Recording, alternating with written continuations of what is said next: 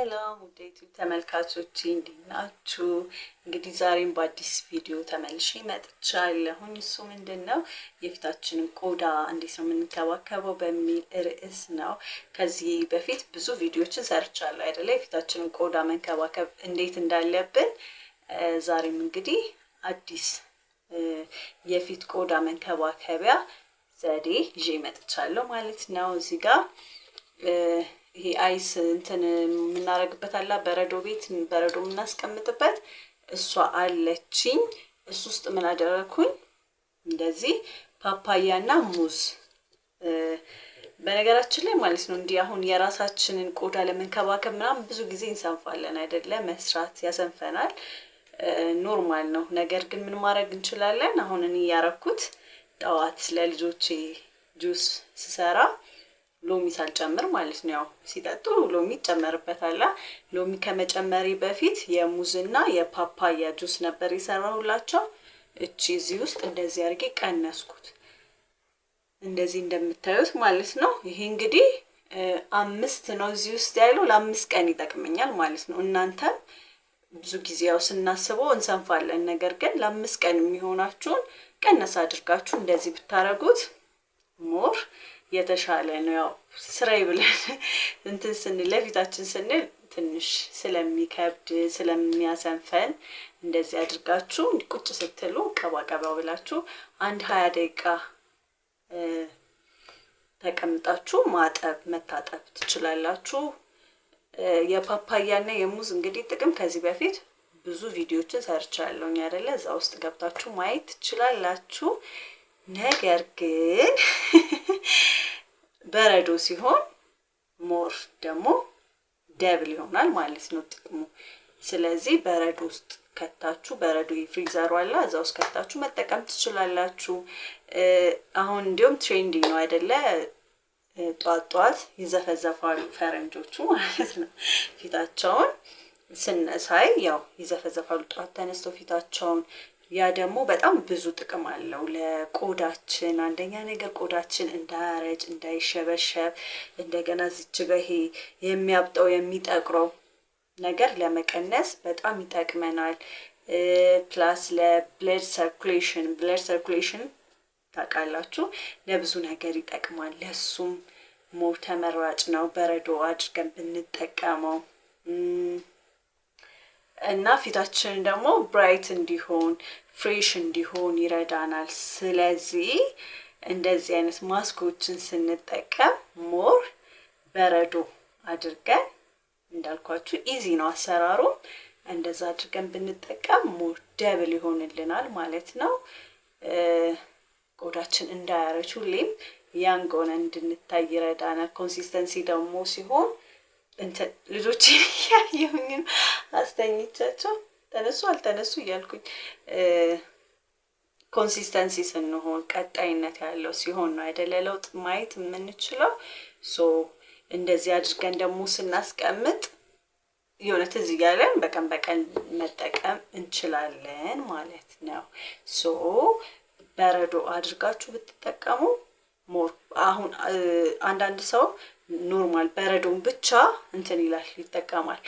እንደሱ ከማረግም እንደዚህ የሚጠቅሙ ለፊታችን የሚጠቅሙ ንጥረ ነገሮችን እየተጠቀምን ብናረግ የተሻለ ነው ማለት ነው። ሰው እንደዛ እናድርግ። ቀላልም ስለሆነ በረዶ ሰርተን ብንጠቀም ሞር አድቫንቴጅ ይኖረዋል ማለት ነው። ስለዚህ እንደዛ አድርጋችሁ ተጠቀሙ። እኔ አሁን ፊቴን እንደዛ ተቀብቼ ታጠበዋለሁ ማለት ነው። የሚገርማችሁ ነገር ያው እንደዚህ ሆናለች። እቺን ሽት አረጋታለሁ በተለይ እዚች ጋር አይደል? አሁን እኔ ከእንቅልፌ ተነስቼ ነው። ቅዝቃዜው እንዴት ደስ እንደሚል ስፔሻሊ እዚህ ጋር እንትን ይላል ጥቁርና እብጥ ይላል አይደለ? እንዲህ ስናረገው እንዴት አሪፍ እንደሆነ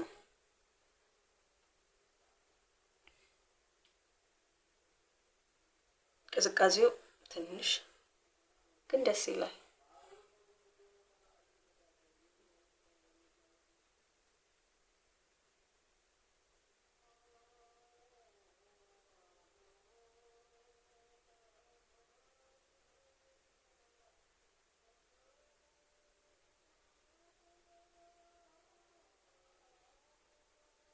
ጠዋት ስለከተፍኩት በደንብ እንትን አልሆነ፣ በረዶ አልሆነ። ግን ያው ቅዝቃዜው ምናምን እንዳለ ነው፣ ደስ ይላል። ስለዚህ እንዲያርጋችሁ መጠቀም ትችላላችሁ ማለት ነው። እቺ የበረዶ እንትን ማያም ካላችሁ እሱ ሞር ፐርፌክት ነው። ያው እኔ ስለሌለኝ ያው ዋናው መቀባት ነው።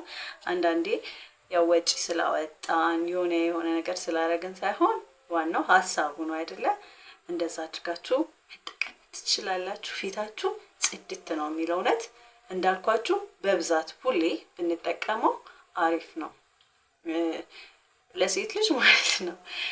ቢያንስ በሳምንት 2 እንደ አይነት ትሪትመንት ብታረግ በቃ እንደ ግድ አድርገን እናስበውና እስኪ በተከታታይ እንጠቀመው እንዴት ፊታችን ቆንጆ እንደሚሆን እንዴት ቆዳችን ቆንጆ እንደሚሆን ያው በተንከባከብነው ቁጥር ተስፋ ሳንቆርጥ ማለት ነው ለውጥ እናይበታለን።